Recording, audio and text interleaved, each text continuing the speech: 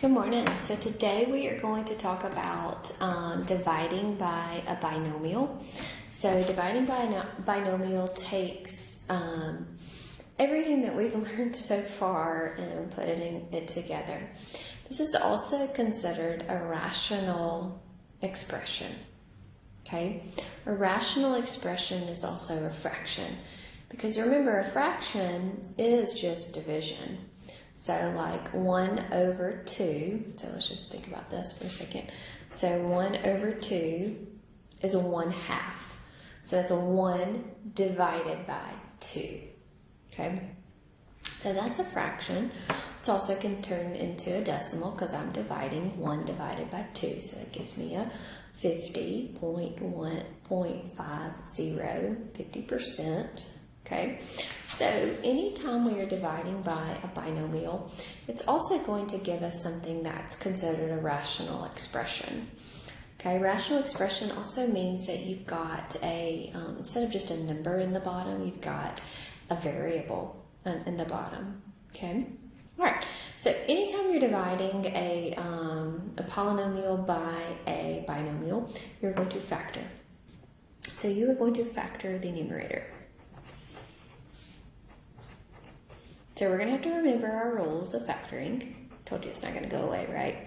So factor your numerator and simplify. Okay, so let's factor the numerator. So I've got x squared minus 10x plus a 21. So we've gone through our rules. We've done good.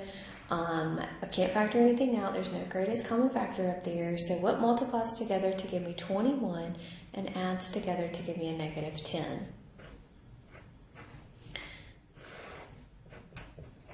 Something has to multiply together to give me a 21 and add together to give me a negative 10. So what's that going to be? It's got to be two negatives, right? So remember, this is going to be an x and an x. So a negative 3 times a negative 7 multiplies together to give you a 21. And negative 3 minus 7 adds together to give you a negative 10. So I'm going to have x minus 3 and x minus a 7.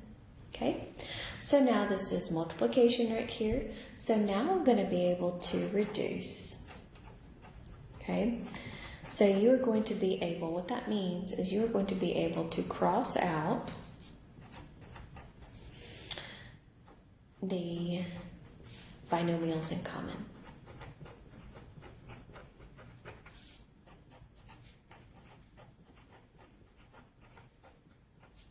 Okay. I have an x minus 7 in the numerator, and I've got an x minus 7 in the denominator. Those are in common, so I'm going to be able to cross those out.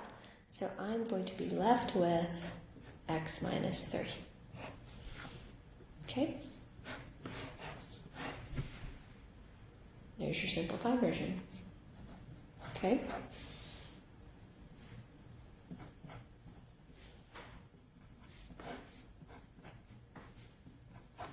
All right, what about this one? X squared minus 25 over x minus a 5. Okay, so I want to factor my numerator. So x squared minus 25, that can factor to be x minus 5 times x plus 5 because that's a difference of two squares. I have an x minus 5 in the denominator. I've got an x minus 5 in the numerator. I can cross those out. So I'm going to be left here with an x plus a 5.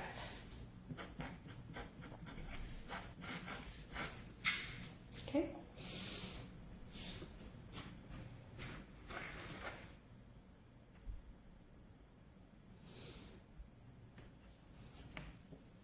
All right, so what about this one? So I've got 3x squared minus a 7x minus a 6 all over x minus 3.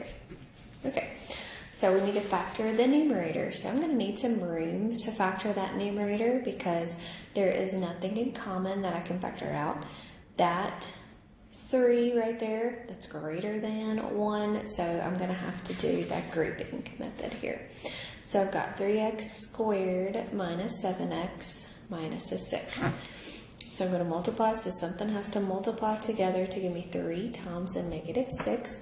So something has to multiply together to give me a negative 18 and add together to give me a negative 7. So multiplies together to give me a negative 18 and adds together to give me a negative 7. Negative 9 times a 2, negative 9 plus a 2. So we've got 3x squared minus a 9x plus a 2x minus a 6. 4 terms, so you're going to group. Out of the first grouping, what can you factor out? 3x. So you'll be left with x minus a 3. And in the second grouping, you'll be left with the 2. And then you'll be left with an x minus a 3. Your parentheses are the same. So you can factor out an x minus 3. And then you'll be left with 3x plus a 2 here. Okay? So your numerator factored is going to be x minus 3 times 3x plus a 2. Alright, so now what can cross out? Your x minus 3's are in common, so your answer is going to be 3x plus a 2. So basically you need to know your rules of factoring to be able to do this. Okay? Alright. Good deal. Y'all finish up your worksheets and you'll have a great day.